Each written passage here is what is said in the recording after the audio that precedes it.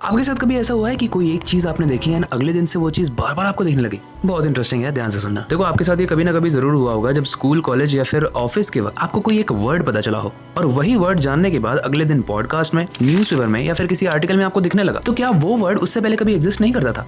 वो word exist करता था, लेकिन आपका दिमाग उसे फिल्टर कर देता था। और उसका रीजन है कि हमारे दिमाग को बहुत सारी इन्फॉर्मेशन मिलती है हर सेकंड, तो वो हर चीज को प्रोसेस नहीं करता। वो सिर्फ उसी चीज को देखता है या फिर रजिस्टर करता है जो उसके लिए इंपॉर्टेंट होती है, बाकी चीजों को वो इग्नोर कर देता है। और जब कोई नई चीज तुम्हें पता चलती है ना, तो तुम्हारा दिमाग उसे इंपॉर्टेंट कैटेगरी में डाल देता है और उसके बाद से वही वाले वर्ड जितनी बार भी आएंगे तुम्हें वो दिखने लगेंगे, क्योंकि उसे इंपॉर्टेंट कैटेगरी में डाल दिया गया है। यही रीजन है कि एक दिन तुम रेड कार देखते हो और उसके अगले दिन से तुम्हें रेड कार्स दिखने लगती हैं। तुम एक दिन मर्सिडीज में इंटरेस्ट लेते हो, अगले दिन से तुम्हें मर्सिडीज ब्रांड की कार्स दिखने लगती हैं। और ये कितना फैसिनेटिंग है ना, हमारे दिमाग को बस बताना है कि हमारे लिए इंपॉर्टेंट क्या है, नोटिस हमारा दिमाग खुद करने लगेगा। अब ये सारी चीजें जो बता रहा हूँ ना, ये सब साइकोलॉजी के अंदर आती है और साइकोलॉजी को और इंटरेस्टिंग तरीके से एक्सप्लेन किया है मैंने सीखो ऐप पे हमारे साइकोलॉजी के शो में, तो उसे जाकर जरूर देखना। बाकी मिलते हैं अगली वीडियो में। बाकी ऐसी वीडियोस को देखो, सीखो, आगे बढ़ो।